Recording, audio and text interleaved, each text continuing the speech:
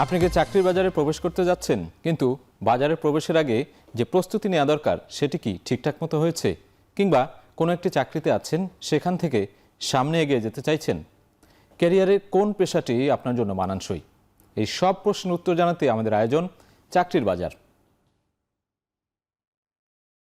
দর্শক, সবাইকে স্বাগত জানাচ্ছি চাকরির বাজারে। আর পুরো আয়োজন জুড়ে সাথে আছি আমি সাজিদ আরাফাত। আজ আমরা শুরুতেই দেখে নেব এ সপ্তাহের সেরা চাকরির নিয়োগ বিজ্ঞপ্তিগুলো। শুরুতে দেখতে চাই বেসরকারি সংস্থা প্রত্যাশীতে নিয়োগ বিজ্ঞপ্তি প্রকাশ করা হয়েছে।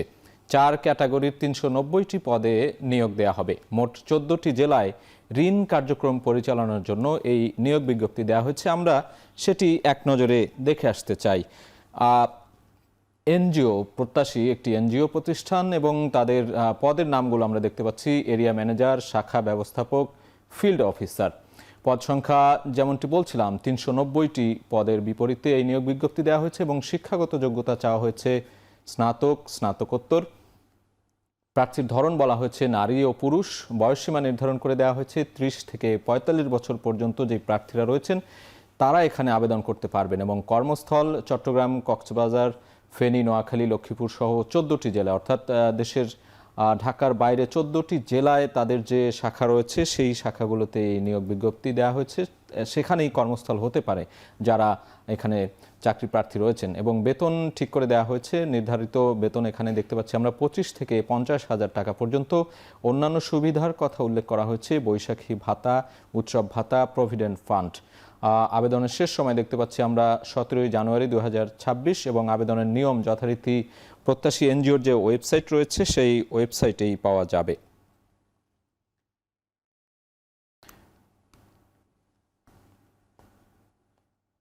পরবর্তীতে আমরা দেখতে চাই ব্যাংক এশিয়া পিএলসি তাদের যে নিয়োগ বিজ্ঞপ্তি দিয়েছে সেখানে আমরা দেখতে পাচ্ছি তাদের যে নিয়োগ বিজ্ঞপ্তি, বাণিজ্যিক ব্যাংকটি রিটেল কালেকশন বিভাগ অ্যাসিস্ট্যান্ট রিলেশনশিপ অফিসার পদে নিয়োগ দেবে। সেখানে আমরা একটু দেখতে চাই প্রতিষ্ঠানের নাম ব্যাংক এশিয়া পিএলসি, বিভাগের নাম রিটেল কালেকশন, পদের নাম অ্যাসিস্ট্যান্ট রিলেশনশিপ অফিসার, পদ সংখ্যা নির্ধারিত নয়। শিক্ষাগত যোগ্যতা চাওয়া হয়েছে স্নাতক অথবা সমমান। অভিজ্ঞতা এখানে প্রযোজ্য নয় আমরা দেখতে পাচ্ছি। এবং চাকরির ধরন চুক্তিভিত্তিক।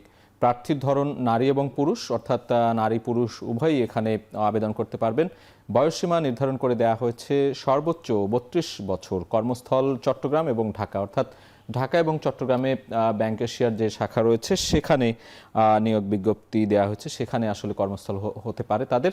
এবং বেতন বলা হচ্ছে যে আলোচনা সাপেক্ষে এবং আবেদনের নিয়ম যথারীতি ওয়েবসাইটেই পাওয়া যাবে, অর্থাৎ ব্যাংক এশিয়ার যে অফিসিয়াল ওয়েবসাইট রয়েছে সেখানে গেলেই প্রার্থীরা আবেদন করতে পারবেন। এবং আবেদনের শেষ সময় দেওয়া হয়েছে 15 জানুয়ারি 2026। এ পর্যায়ে আমরা দেখে নেব স্কয়ার গ্রুপের square food and beverage limited area sales manager পদে জনবল নিয়োগ দেবে। আগ্রহীরা 17 জানুয়ারি পর্যন্ত আবেদন করতে পারবেন। আমরা একটু পুরো ডিটেলস তারা যে বর্ণনা দিয়েছে সেটি একটু দেখতে চাই। Square food and beverage limited বলছিলাম, প্রতিষ্ঠানের নাম এবং বিভাগের নাম মডার্ন ট্রেড, পদের নাম এরিয়া সেলস ম্যানেজার, পদ সংখ্যা নির্ধারিত নয়। শিক্ষাগত যোগ্যতা যথাক্রমে এখানে চাওয়া হয়েছে স্নাতক অথবা সমমান পর্যায়ের হতে হবে এবং অভিজ্ঞতা থাকতে হবে 5 বছরের। চাকরির ধরন ফুল টাইম এবং প্রার্থীর ধরন নারী এবং পুরুষ, অর্থাৎ নারী পুরুষ উভয় প্রার্থী এখানে আবেদন করতে পারবেন। এবং আমরা বয়সসীমা নির্ধারণ করে দেওয়া হয়েছে, তারা বলছে যে সর্বোচ্চ 35 বছর পর্যন্ত যেই প্রার্থীরা রয়েছেন তারা এখানে আবেদন করতে পারবেন। কর্মস্থল যে কোনো স্থান হতে পারে, অর্থাৎ ঢাকা এবং ঢাকার বাইরে যে কোনো স্থানে হতে পারে তাদের কর্মস্থল। এবং বেতনের কথা বলা হয়েছে আলোচনা সাপেক্ষে। আবেদনের নিয়ম যথারীতি ওয়েবসাইটেই পাওয়া যাবে। এবং আবেদনের শেষ সময় বলা হচ্ছে 17 জানুয়ারি 2026।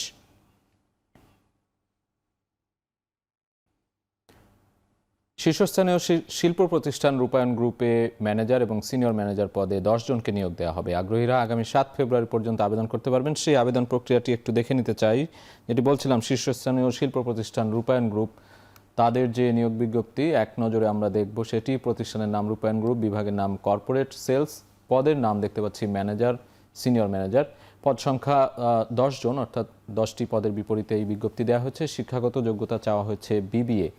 অভিজ্ঞতার ক্ষেত্রে আমরা দেখছি 8 বছর অভিজ্ঞতা তারা চেয়েছে। বেতন আলোচনা সাপেক্ষে এবং চাকরির ধরন ফুল টাইম।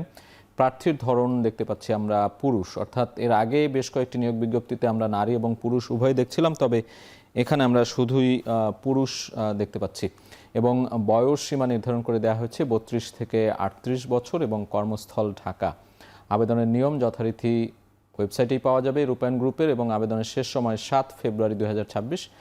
এখনও বেশ লম্বা সময় বাকি রয়েছে। যারা আগ্রহী প্রার্থী রয়েছেন তারা এখানে 7 ফেব্রুয়ারি পর্যন্ত আবেদন করতে পারবেন। এ পর্যায়ে আমরা দেখতে চাই আবুল খায়ের গ্রুপ তাদের যে নিয়োগ বিজ্ঞপ্তি প্রকাশ করেছে সেটি আমরা একটু এক নজরে দেখতে চাই। আবুল খায়ের গ্রুপ প্রাইম সেলস অফিসার পদে তারা নিয়োগ দেবে। প্রতিষ্ঠানের নাম আবুল খায়ের গ্রুপ, পদের নাম প্রাইম সেলস অফিসার, পদ সংখ্যা 100 জন। বেশ বড় একটি সংখ্যা দেখতে পাচ্ছি আমরা। 100 জনকে নিয়োগ 100 জনের জন্য তারা নিয়োগ বিজ্ঞপ্তি দিয়েছে। শিক্ষাগত যোগ্যতা চাওয়া হয়েছে স্নাতক অথবা সমমান, অভিজ্ঞতা 1 বছরের, বয়স সর্বনিম্ন 18 বছর। অর্থাৎ আমরা দেখছি এখানে বেশ তরুণদেরকে কিন্তু অগ্রাধিকার দেওয়া হয়েছে। চাকরির ধরন ফুল টাইম, প্রার্থীর ধরন পুরুষ। এখানেও আমরা শুধুমাত্র পুরুষ প্রার্থীদেরই অগ্রাধিকার দেখতে পাচ্ছি এবং বেতন 15 থেকে 22,000 টাকা নির্ধারণ করে দেওয়া হয়েছে। আবেদনের নিয়ম যথারীতি ওয়েবসাইটেই পাওয়া যাবে এবং আবেদনের শেষ সময় বলা হচ্ছে 31 জানুয়ারি 2026। দর্শক, চাকরির বাজারের প্রতি পর্বে আমাদের সাথে একজন নিয়মিত অতিথি উপস্থিত থাকেন, যার মাধ্যমে চাকরি প্রার্থীরা বিভিন্ন ধরনের পরামর্শ পেয়ে থাকেন। আজ আমাদের সাথে আছেন Zahiruddin Babar, founder adventure consultancy. কথা বলবো তার সাথে। জহিরুদ্দিন বাবর ভাই, আপনাকে স্বাগত। আপনি ব্যস্ততার মাঝে আমাদের মধ্যে এসে সময় দিয়েছেন। আজকে আমরা একটু কথা বলতে চাই। আপনি কনসালটেন্সি ফার্মে দীর্ঘদিন ধরে কেরিয়ার আপনার, এবং পরামর্শদাতা যদি বলি আমরা, সেই পেশাটা আসলে কেমন, এই পেশায় যুক্ত হলেন কিভাবে এবং এই পেশার ক্ষেত্রটা কেমন দেখছেন এই মুহূর্তে, এই সময় এসে চাকরির বাজারে? আমি যদি পেশাটায় কিভাবে যুক্ত হয়েছি তাহলে যদি আমি বলি, আসলে আমি নিজে বিজনেস করতাম, উদ্যোক্তা। তো কাজ করতে করতে আসলে কাজ শেখা, তো কাজ শেখার মধ্য দিয়ে এই যে ব্যক্তিগত যে অভিজ্ঞতা, কাজের যে অভিজ্ঞতা, এই অভিজ্ঞতার মধ্য দিয়ে মনে হলো যে আমি যেই অভিজ্ঞতাটুকু সঞ্চার করেছি এটা অন্যদের মধ্যে সঞ্চারিত করে দেওয়া দরকার। সেখান থেকে আসলে কনসালটেন্সি বিজনেসে আসা এবং এই সার্ভিসে আসা, এবং এটা এখন রান করছি আলহামদুলিল্লাহ ভালো। আর আপনি যেটা বললেন পরের প্রশ্নে যে এটার সম্ভাবনা বা কেমন, আসলে ক্ষেত্রটা কেমন দেখেন? আমি এটার ক্ষেত্রটা খুবই আশাবাদী। এই জন্য আশাবাদী কারণ আমাদের দেশের যে আমরা জনজিদের কথা জানি, তারা যেভাবে আসছে, দেশ যেভাবে পরিবর্তন হচ্ছে, এই সময়টাতে আসলে মানুষ অনেক ভেবে চিনতে এভাবে কনসালটেন্টদের সহায়তা নিয়েই আসলে ব্যবসা বাণিজ্য বলেন বা অন্যান্য বিষয়ে তারা সামনে আগাবে। মানুষ এখন আর ব্লাইন্ড কোনো কিছু করবে না।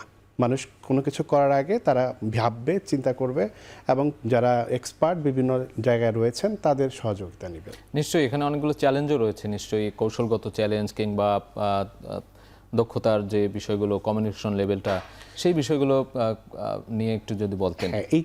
এইটা হচ্ছে কি, আমরা বলি আমার বিজনেসের যে ফার্মের নামটা আমি যদি বলি অ্যাডভেঞ্চার, মানে অ্যাগ্রো ভেঞ্চার, আমি অ্যাগ্রো রিলেটেড যে কনসালটেন্সিটা এইটাকেই বেশি প্রোভাইড করি।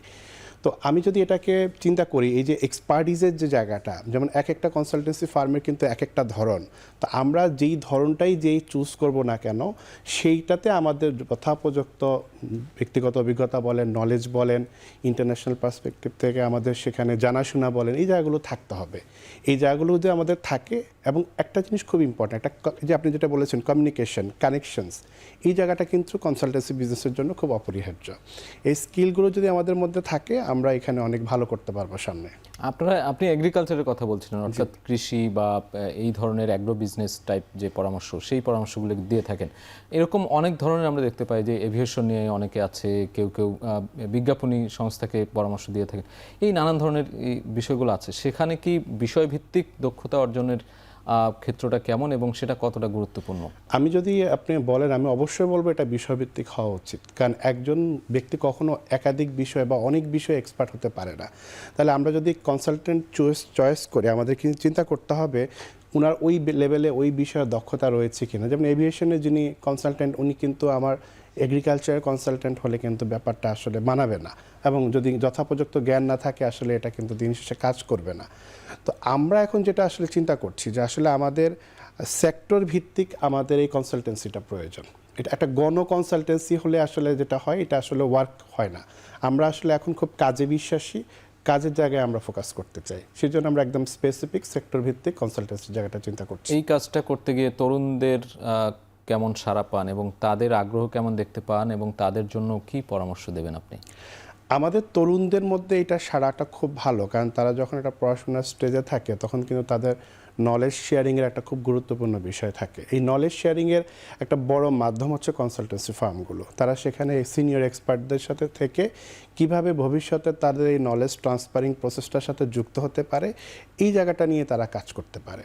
তো এখানে তরুণদের যতটুকু আগ্রহ হয়ে আছে তার সাথে আবার তাদের একটা ডিমোটিভেশনের কাজ রয়েছে, কারণ কনসালটেন্সি সার্ভিসটা আসলে একটু কমপ্লেক্স, কারণ এটা আসলে অভিজ্ঞতার একটা বড় প্রয়োজনের ব্যাপার থাকে।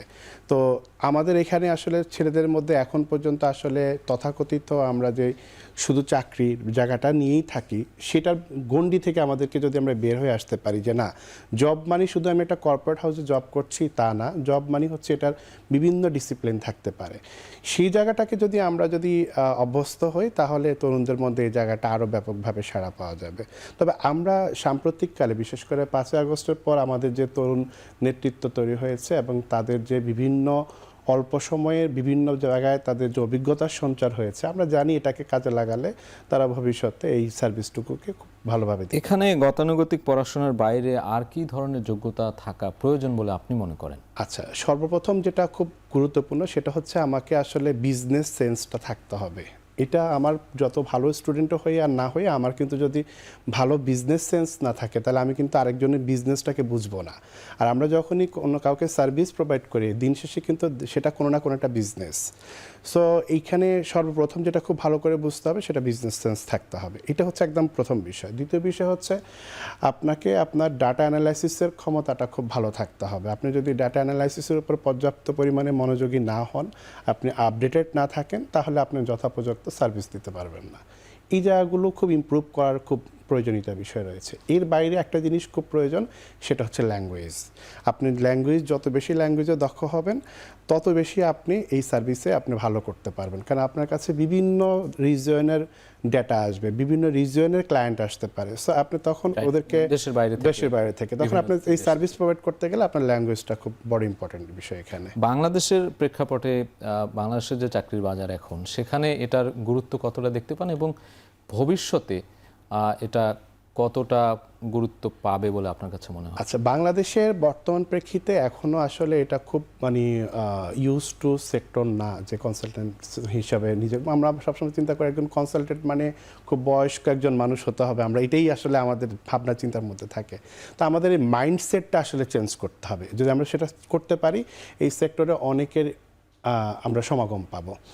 আর আমরা যদি চিন্তা করি এটা ফিউচারটা কতটুকু ভালো বা ভালো না, আমি অবশ্যই বলবো ভালো, কারণ হচ্ছে আমরা যারা এখন ইয়াং কাজ করছে এই বিষয়টাতে, তারা অনেক বেশি, আমরা গ্লোবাল ভিলেজটা কারণে আমরা অনেক বেশি কানেক্টেড। দ্যাটস ওয়াই আমরা এই অল্প এইজেও কিন্তু কনসালটেন্সির কাজটাকে অনেক দূরে এগিয়ে নিয়ে যেতে পারছি। জহির ভাই, আপনি তো কনসালটেন্সির পাশাপাশি একজন উদ্যোক্তাও, আমি যদি ভুল না করে থাকি আপনি ফ্লাওয়ার অ্যাসোসিয়েশন নিয়ে কাজ করছেন, সেখানে আসলে কি ধরনের কাজ করেন? এই যে উদ্যোক্তা হওয়ারও একটা কিন্তু তাগিদ থাকে তরুণদের মধ্যে, নতুনদের মধ্যে, যারা চাকরির বাইরে একটু চিন্তা করে, উদ্যোক্তাদের বিষয়ে কি বলবেন? চাকরির বাইরে আমরা যেটা চিন্তা করছি, আমরা যখন নিজেরা একটা জব করি, আমরা আসলে একজনের আমি নিজের একটা কর্মসংস্থানের জন্য চেষ্টা করছি। আর আমি যখন উদ্যোক্তা হচ্ছি তখন কিন্তু আমি নিজের সাথে আরও 5 জনের, 7 জনের বা 10 জনের একাধিক মানুষজনের আমি কর্মসংস্থান নিয়ে কিন্তু চিন্তা করার সুযোগ পাচ্ছি। তো এইটা সব দিক থেকে আমাদের জন্য ভালো, কারণ আমাদের ইকোনমি এখনও যেই হারে গ্রোথ হওয়ার কথা, আমাদের গ্রোথ হচ্ছে না। কারণ হচ্ছে এইটাই যে আমরা পড়াশোনার শেষে আমরা ট্রেডিশনালি শুধু জবের জন্য ওয়েট করে বসে থাকি, আমরা বিজনেস বা উদ্যোক্তা হওয়ার দিকে মনোযোগ দেই না, যাতে করে আমাদের জীবন থেকে দেখা যায় 8-10 বছরের একটা সময় নষ্ট হয়ে যায়। কিন্তু এই সময়টাকে আমরা কাজে লাগালে আমরা নিজেরা উদ্যোক্তা হয়ে উঠতে পারি এবং পাশাপাশি আমাদের উপর ডিপেন্ডেন্ট মানুষদেরকেও আমরা সহায়তা করতে পারি। অনেক ধন্যবাদ জহিরুদ্দিন বাবর ভাই। আমরা নিশ্চয়ই অন্য কোনো পর্বে আরও ডিটেলস আলোচনা করব। আপনার কাছ থেকে পরামর্শ পেয়ে নিশ্চয়ই উপকৃত হবেন আমাদের দর্শকরা। ধন্যবাদ দর্শক, শেষ করব আজকের চাকরির বাজার। সঙ্গে থাকার জন্য ধন্যবাদ। দেখা হবে পরবর্তী কোনো আয়োজনে। তবে আপনার কোম্পানির যে কোনো নিয়োগ বিজ্ঞপ্তি প্রচারের জন্য আমাদের সাথে যোগাযোগ করুন এবং যারা চাকরির জন্য আবেদন করতে যাচ্ছেন তারা আমাদের ইমেইলে আপনার সিভি পাঠিয়ে রাখুন। আপনার কোম্পানি বা প্রতিষ্ঠানে নিয়োগ বিজ্ঞপ্তি এবং সিভি পাঠানোর ঠিকানা চাকরিরবাজার@এখন.tv। শেষ করছি আজকের চাকরির বাজার। এখন টেলিভিশন ওয়েবসাইটে দেখতে ভিজিট করুন www.ekon.tv। এছাড়া ফেসবুকে দেখতে ভিজিট করতে পারেন facebook.com/tv.ekon। ইউটিউবে দেখতে ভিজিট করুন youtube.com/c/echontv।